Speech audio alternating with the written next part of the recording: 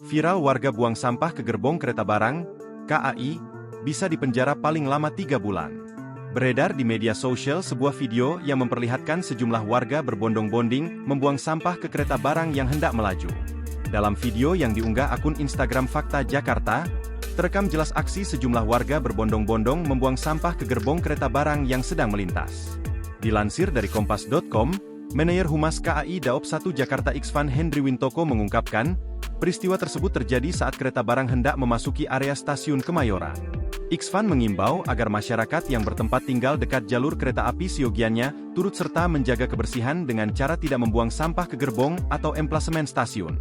Imbauan ini disampaikan berdasar pada Pasal 181 Ayat 1 Undang-Undang Nomor 23 Tahun 2007 tentang Perkeretaapian yang berbunyi, setiap orang dilarang berada di ruang manfaat jalur kereta api, menyeret, menggerakkan, meletakkan, atau memindahkan barang di atas rel atau melintasi jalur kereta api, atau menggunakan jalur kereta api untuk kepentingan lain, selain untuk angkutan kereta api.